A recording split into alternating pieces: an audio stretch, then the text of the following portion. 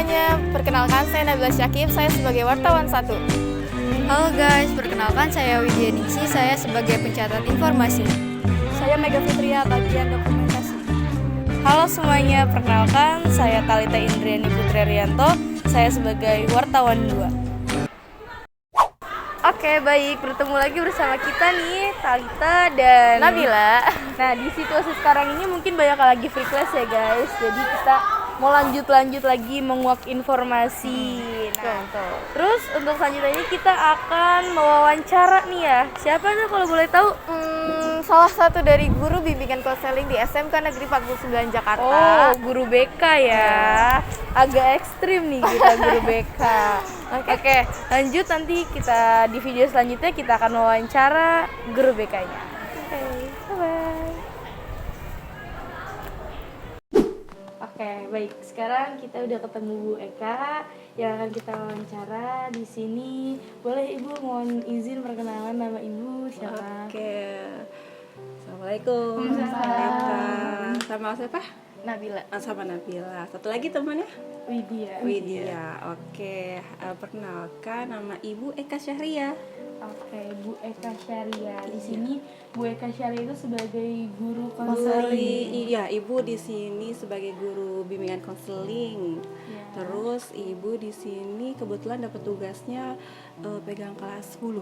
Oh, Untuk Bu Eka juga ngajar di kelas 10. Kelas 10 untuk jurusan kalau sekarang ya, tahun sekarang ya, untuk jurusan 10 DKV sama MPLB saja kalau Ibu gitu. Oh, berarti sebelumnya pernah ke jurusan lain? Kalau sebelumnya itu Ibu semua jurusan. Oh, ya, kalau sekarang kelas berapa itu? iya, kelas 10 juga. Kalau memang Ibu kebetulan dikasih spesialis kelas 10 kali ya. Karena udah bertahun-tahun ya. Karena udah bertahun-tahun dapat tugasnya dapatnya kelas 10 gitu kan. Nah, di tahun ini karena tahun ini kebetulan kita ada tambahan lagi, ada 2 guru BK dari luar gitu kan. Nah, kebetulan akhirnya pas dibagi tugas. Nah, Ibu hanya dapat 5 kelas. Biasanya kan kalau kelas 10 itu kan ada 9 tingkat nih biasanya nih. Biasanya 9-9-nya nih Ibu gitu kan. Karena sekarang udah dibagi-bagi lagi, Ibu berdua dengan Bu Arum. Nah, kalau Bu Arum pegang untuk kelas pemasaran sama AKL. Nah, Ibu tugasnya di DKV sama MPLB gitu. Oke. Untuk di bimbingan konseling ini sendiri tuh ada bagian-bagiannya gak sih Bu? Untuk di konseling, nah ada bagiannya. Sebenarnya kan kalau BK itu fungsinya kan untuk melayani siswa ya, melayani siswa.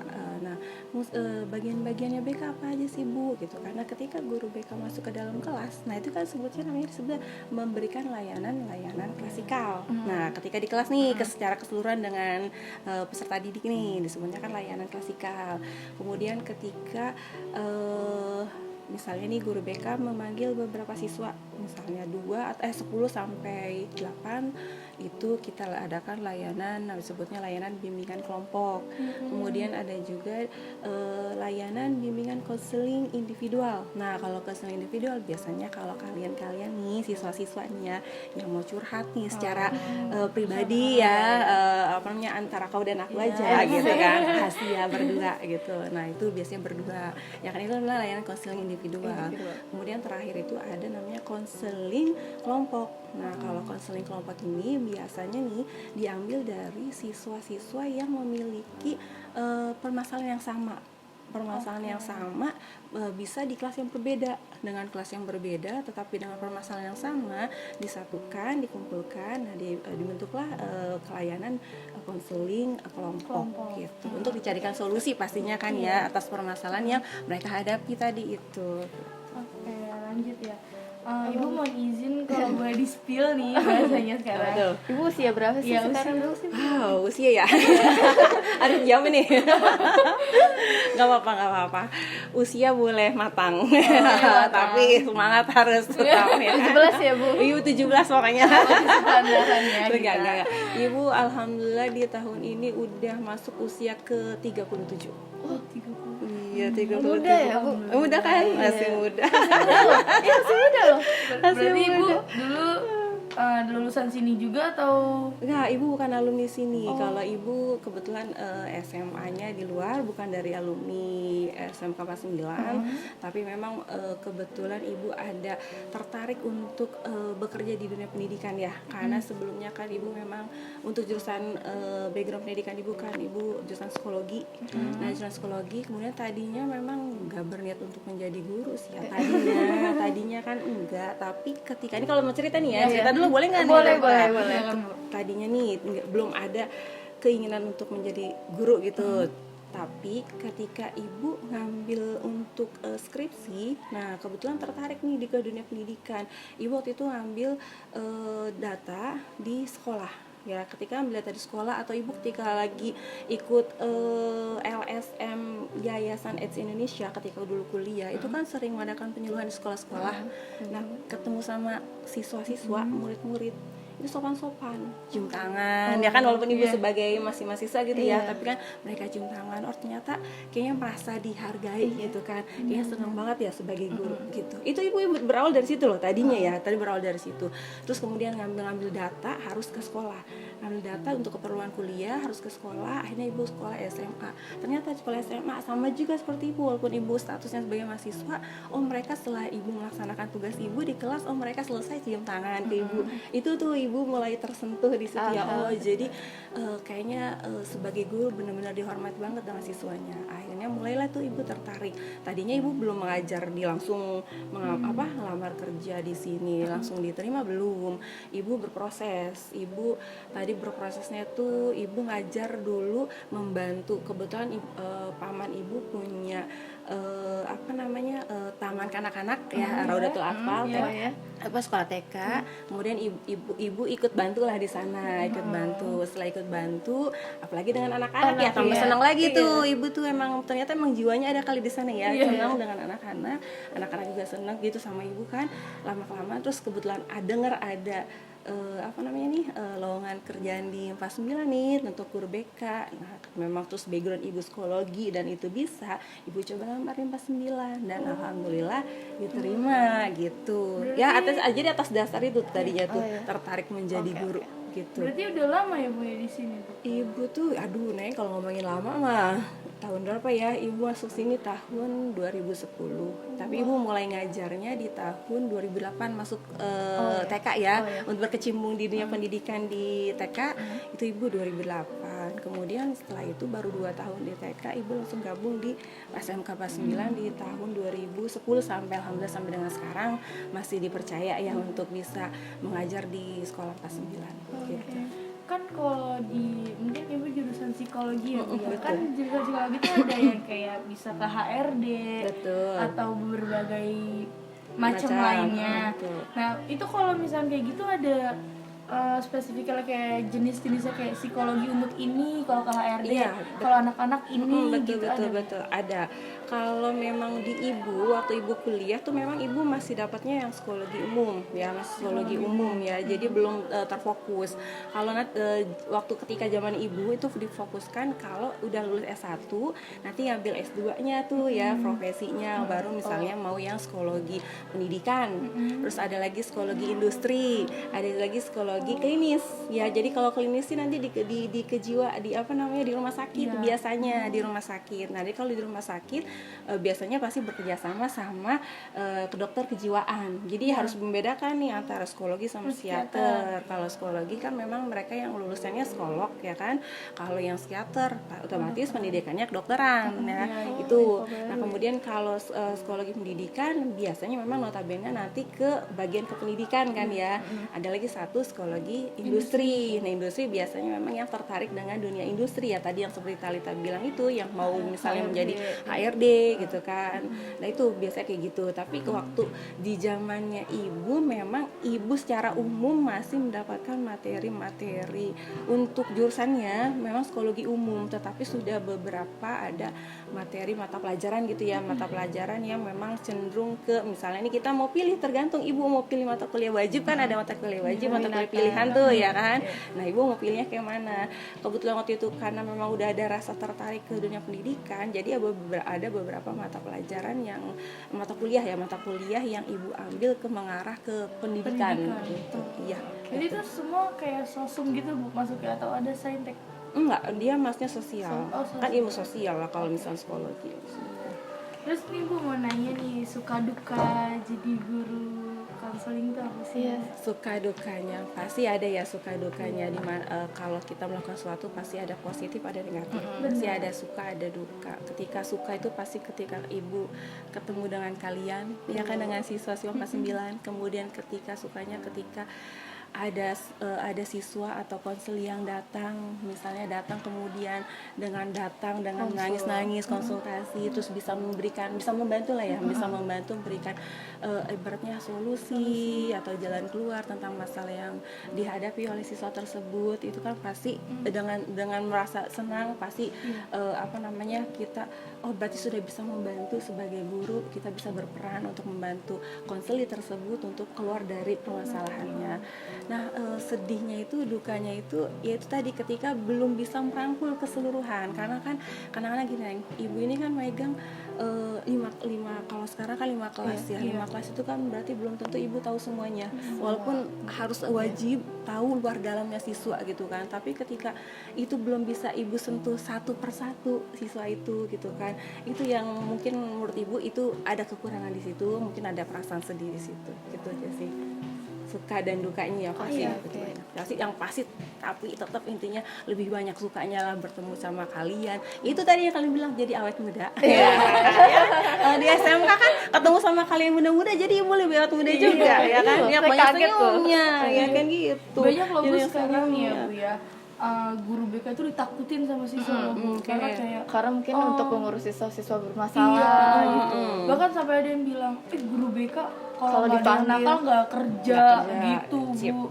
Betul itu makanya dibilang itu persepsi yang salah tentang guru BK. Makanya kalau ibu dari awal, kalau ibu ya sebagai ibu, karena ibu ditugaskan di kelas 10 ya Neng ya, dan beberapa dari siswa itu kalau misalnya ibu tanya nih, kalau baru masuk di kelas 10 nih, ketika SMP gimana kamu ketika SMP-nya, biar ibu ada gambaran dulu kan, gambaran bahwa di SMP-nya iya Bu, kalau guru BK-nya ini Bu manggilin anak-anak yang bermasalah terus Bu, saya nggak pernah Bu konseling karena takut Bu sama guru BK-nya kalau dipanggil guru BK gitu kan. Ketika ibu sudah dapat masukan seperti itu, barulah ibu luruskan, ayo kita persamakan persepsi bahwa BK itu bukan polisi sekolah, BK itu adalah sahabat kalian, sahabat siswa gitu kan. Nah itu menyamakan persepsi ya. Jadi banyak memang beberapa siswa yang masih berpikir seperti itu. Jangankan yang di kelas 10 ya, yang mungkin kalau kamu yang udah kelas 11 atau 12 aja masih banyak yang berpikir seperti itu, bahwa nggak mau datang ke ruang BK karena BK ya intinya notabene jadi negatif kalau ke ruang BK gitu kan, karena ada masalah dipanggil. Padahal tidak kan, karena BK itu kan bukan hanya tempat penyelesaian masalah atau siswa yang bermasalah aja, tapi siswa yang berprestasi pun, yang punya kemampuan, skill juga kan di sini dibantu untuk bisa mengembangkan diri seperti apa nantinya ke depannya gitu kan, supaya tugas perkembangannya dapat terselesaikan gitu ya kan. Ya seperti itu. Jadi ibu ketika di kelas 10 mempunyai tugas dalam arti meluruskan persepsi yang salah tentang bimbingan konseling gitu kan, karena mereka berpikir ya itu tadi jadi mereka membedakan beda tipis antara tugas job desk-nya dengan tugas kesiswaan. Karena kadang kan kalau wajar Neng, kalau siswaan itu pun menegakkan kayak misal tata tertib yang mungkin banyak yang melanggar tata tertib, pasti akan dengan guru dengan staf-staf kesiswaan gitu ya. Nah guru BK bagaimana mencari solusinya gitu ya kan, mencarikan solusi, bukan siswanya dipanggil untuk dimarahi, tapi bagaimana dicarikan solusinya, dicarikan akar masalahnya dari mana awalnya gitu ya. Jadi merangkul mereka bahwa BK itu bukan polisi sekolah ya. Jadi menyamakan persepsi dulu gitu, persepsi.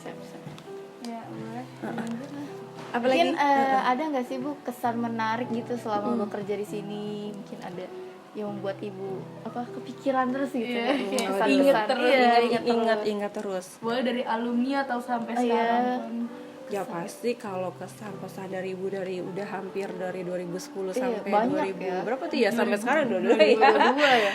Pasti Neng, setiap angkatan pasti punya kesan masing-masing ya. Jadi ibu sih tidak membeda-bedakan yang mana yang berkesan, yang mana tidak berkesan. Pasti menurut ibu semuanya berkesan, semuanya punya kelebihan dan kekurangannya masing-masing. Jadi itu yang ibu nilai di situ ya. Jadi ibu sih oh ya ini sangat berkesan, yang ini tidak, misalnya gitu ya. Semua ibu anggap anak-anak ibu semua berkesan, bisa berprestasi, itu udah luar biasa gitu menurut ibu.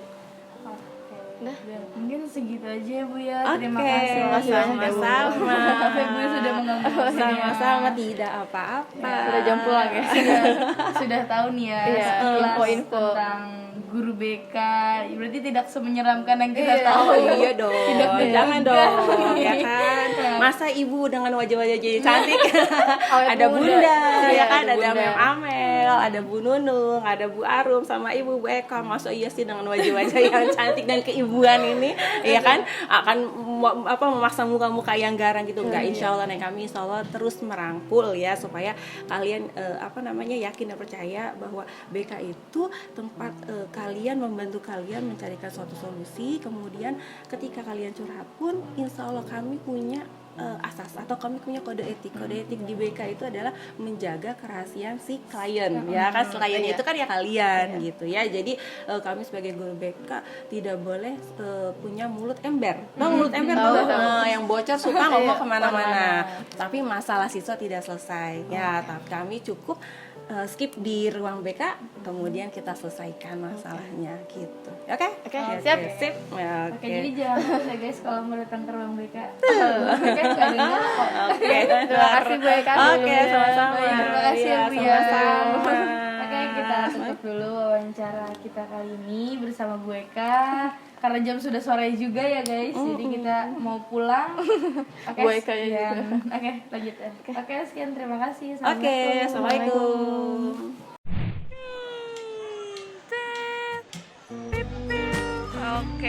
Oke guys, kita udah selesai vlognya. Ini kelompok kami. Ini tim belakang kamera ya guys ya. Tadi kan yang hanya di depan kamera kita berdua nih, gue sama Olip ya kan. Ini mereka yang di belakang kamera juga mau ikut kamera gitu loh. Oke. Nah, tadi gimana nih perasaannya sebagai pencatat informasi? Tadi lumayan seru ya, karena informasi yang didapat itu menarik banget. Oke, menarik guys. Terus gimana Mega sebagai kameramen?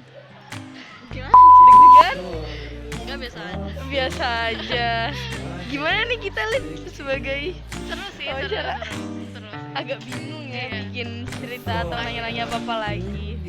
Oke, nah di sini sekilas ya guys, cuplikan-cuplikan dari kita. Jangan lupa ditonton, jangan lupa di like atau diapain lah kalau emang ada like-nya ya. Oke, bye bye.